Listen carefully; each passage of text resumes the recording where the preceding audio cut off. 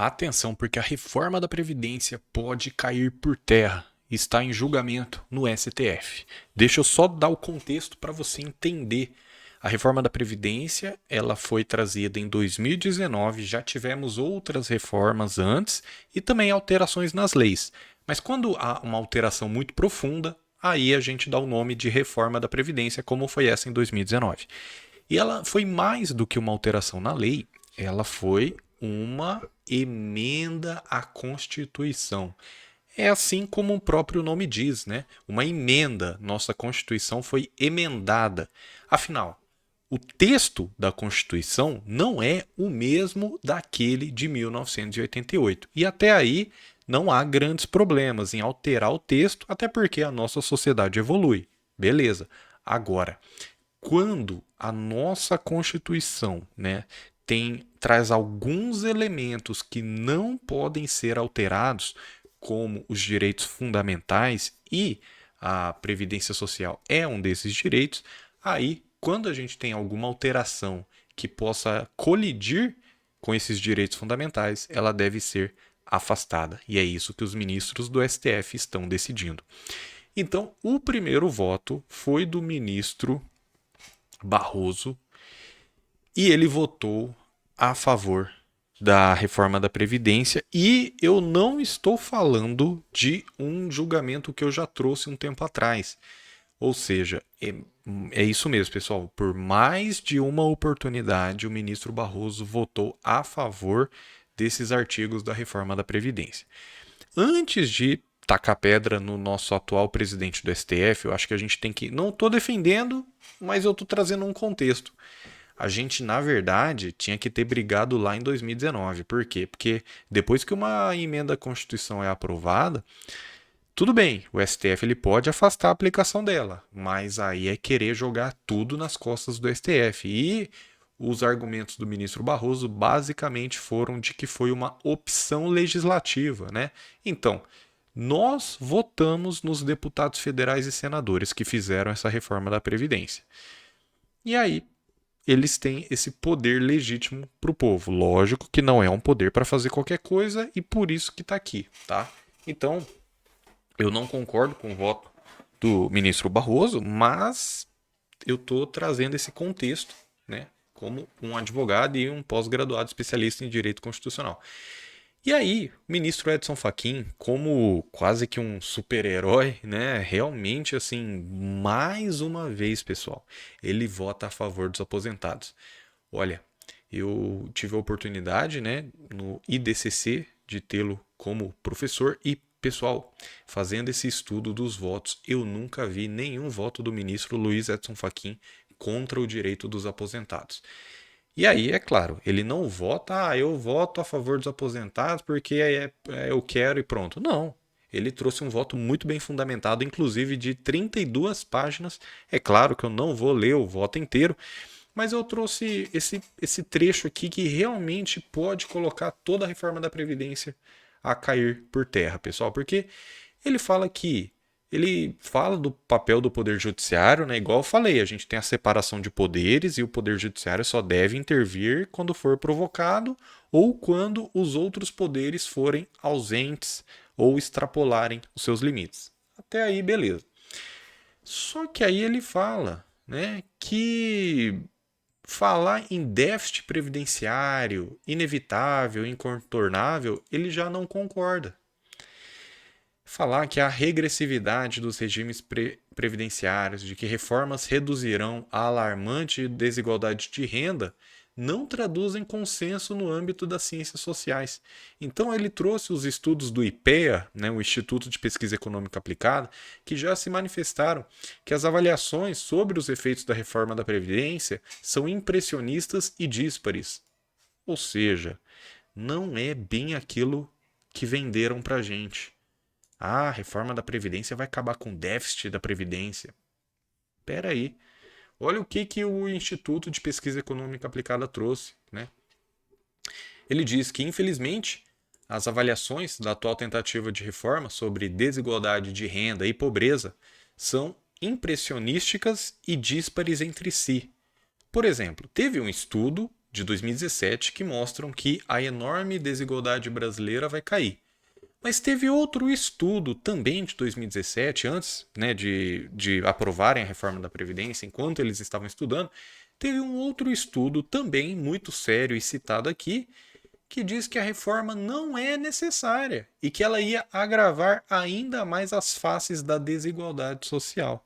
Ou seja, tem um estudo para um lado, tem estudo para o outro. Você pode escolher o estudo que melhor lhe convir e defender suas ideias. Então isso já mostra que a reforma da Previdência ela já não é um consenso.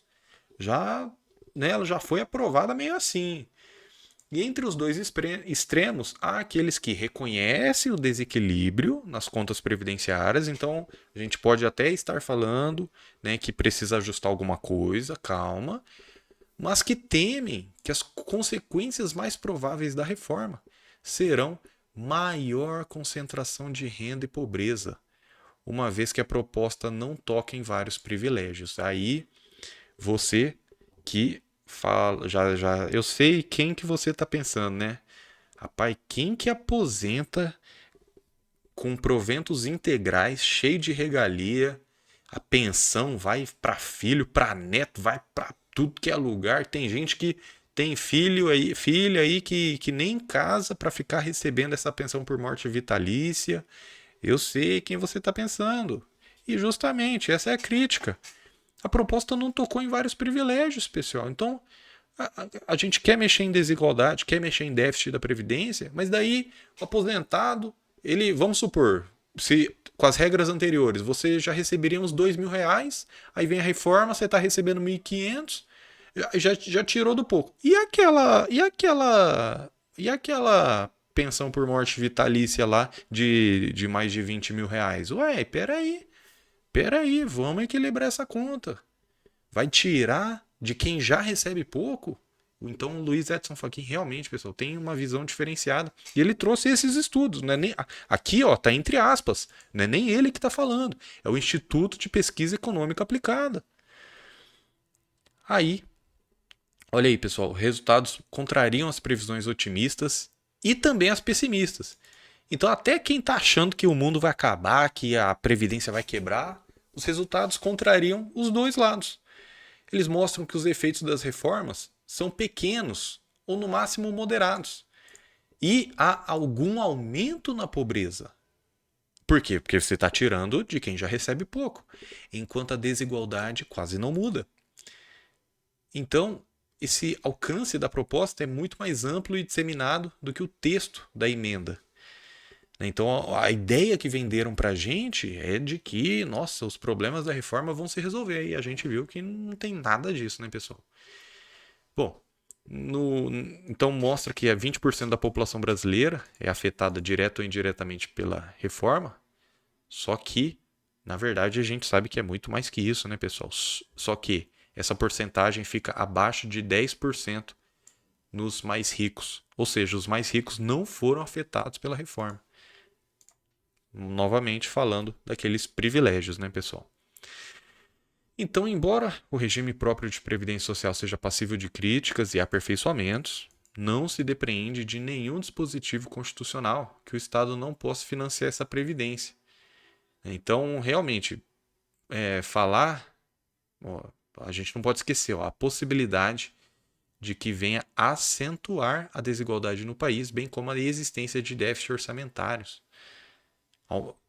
Não só não vai reduzir a desigualdade, como vai aumentar essa desigualdade e também o déficit orçamentário, pessoal. E usar esse argumento econômico de déficit não autoriza a interpretação de constitucionalidade de toda e qualquer alteração do regime jurídico. Ou seja, o STF já decidiu que que nós não temos direito a um regime jurídico assim para sempre. Claro, uma vez que você se aposentou, né, lá atrás você não precisava contribuir. Aí hoje mesmo o aposentado precisa contribuir. E isso pode cair por terra. Eu vou mostrar aqui para vocês. Mas tudo bem, o STF já decidiu que as regras podem mudar. Agora, mudar quanto? E a que troco? Né? Eu vou fechar o olho, vou tirar todos os direitos dos aposentados, enquanto os mais ricos ficam intocados? Então, não é assim quer fazer uma reforma? Tudo bem, vamos estudar os números, mas vamos tirar os privilégios, porque lá, pessoal, ó, é o que eu falei, você quer tirar R$ 500 de quem já recebe pouco, e aquele lá que recebe pensão vitalícia até o final da vida, mais de R$ 20.000. Ué, oxi, né? Então, beleza. Então, eu também não vou trazer o, o voto inteiro, tá? Mas, basicamente, o ministro Luiz Edson Fachin, ele votou a favor dos aposentados para declarar essa inconstitucionalidade de alguns artigos, como, por exemplo, esse artigo 1º na parte referente ao parágrafo 1º, né, A, 1º B e 1º C do artigo 149. Ou seja, ele fala aqui, ó, né, o parágrafo 1º é o seguinte, ó: União, Estados, Distrito Federal e municípios instituirão, por meio de lei, para custeio de regime próprio de previdência social, cobradas dos servidores, aposentados e pensionistas, que poderão ter alíquotas progressivas de acordo com o valor base da contribuição ou dos proventos de aposentadoria e pensões. Ou então, quanto mais vai recebendo, né, mais vai tendo essa alíquota progressiva, mais você vai pagando. Quando houver déficit atuarial, a contribuição ordinária dos aposentados e pensionistas poderá incidir sobre o valor dos proventos e aposentadoria e pensões que supere o salário mínimo. Olha aí, pessoal. Só que o ministro Luiz Edson Fachin está votando para afastar essa parte do texto da Constituição, tá? Então, pode ver que são três, o artigo 149 que ele traz, né, dizendo que os aposentados vão ter que contribuir aqui e vão contribuir pesado, e o ministro Luiz Edson Fachin se colocando contra isso. Aí ele também trouxe outras partes aqui, mas aí o que acontece para a nossa surpresa, pessoal? Então tava 1-1, beleza? Sessão virtual seguindo, mas aí o ministro Luiz Fux pediu destaque, pessoal. Pediu destaque, interrompeu esse julgamento virtual que analisava regras da reforma da Previdência de 2019. Então o caso vai ser reiniciado em plenário físico. Então, antes da interrupção do julgamento, havia 2 votos, né? Igual eu falei para vocês. O ministro Luiz Roberto Barroso, o relator, votou no sentido de declarar a constitucionalidade de regras contestadas e apenas atendeu de forma parcial um dos pedidos apresentados nas ações. Só que, por outro lado, o ministro Luiz Edson Fachin inaugurou divergência, então ele não concordou e ele quer declarar a inconstitucionalidade. Ele quer falar, não, essas regras aí, ficar pegando contribuição de aposentado, ficar tirando direito de aposentado, é inconstitucional, vai contra a Constituição. Só que o ministro Luiz Fux pediu destaque, pessoal, pediu destaque, ou seja, vai reiniciar, né? No STF, associações questionam dispositivos que instituem uma contribuição previdenciária extraordinária, alíquotas progressivas, né, que anulam aposentadorias concedidas com contagem especial de tempo, dão um tratamento diferenciado às mulheres, e aí fica difícil, né, pessoal? E também ao acréscimo do benefício da aposentadoria. Aí o ministro Barroso falou, não, eu concordo, né, eu acho que a reforma da Previdência foi uma vontade do legislador, e é isso aí mesmo. Ele só aprovou em um ponto aqui, tá? Mas não é o suficiente, né? Então é basicamente ele concordando aqui nesse julgamento, porque teve outro julgamento que também está em andamento sobre reforma da Previdência. Pasmem, senhores. Tem muita coisa que pode cair por terra da reforma da Previdência, só que eu não vendo ilusão. Eu tô falando aqui. Esse aqui vai ser reiniciado. E o outro lá teve voto a favor do Barroso, a favor da reforma da Previdência, e teve também o voto do ministro Luiz Edson Fachin e antecipação do voto da ministra Rosa Weber.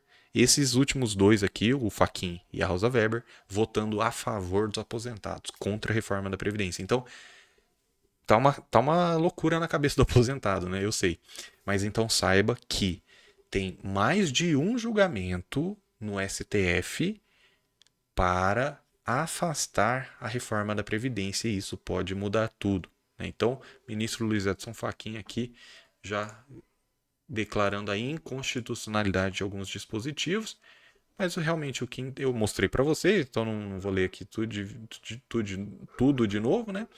Mas o que realmente interessa foi esse pedido de destaque logo quando o julgamento estava caminhando, né, os votos sendo apresentados. Bom, os ministros têm esse direito de pedir destaque, né? Nós até então não tínhamos observado nenhum pedido de destaque do ministro Luiz Fux para, assim, interromper julgamentos no sentido de, esse pedido foi meio que para atrasar e tudo mais. Não, né? A gente realmente entende que ele porque assim, pessoal, para você declarar a reforma da Previdência inconstitucional 4 anos depois, eu até entendo esse pedido de destaque, tá? Eu acho que esse pedido de destaque não foi para prejudicar os aposentados. Não estou dizendo que ele vá votar a favor dos aposentados. Eu estou dizendo que esse pedido de destaque, eu entendo que é legítimo. Eu entendo que tem que ser debatido no plenário. Eu entendo que sim. Até para ter uma maior segurança jurídica e a gente conseguir afastar essa reforma da Previdência. É o que eu falei, não vendo ilusões. Pode ser que o STF mantenha a reforma da Previdência? Pode ser, ué. A gente tem que ver. Zerou, tá 0-0. E no outro julgamento teve um voto do Barroso e 2 votos. E aí também tá tudo embananado. E além disso, tem outro julgamento também que fala da idade mínima para aposentadoria especial, conversão de tempo especial de quem teve insalubridade. Então, assim, tem muito julgamento do STF que pode mudar tudo para os aposentados, inclusive alguns julgamentos sem entrar com ação, como esses, por exemplo, que declaram a inconstitucionalidade da reforma da Previdência. Então, já se inscreva no canal para você se manter bem informado e eu vou trazendo as últimas informações. Que Deus te abençoe grandemente. Obrigado por estar aqui e vamos juntos.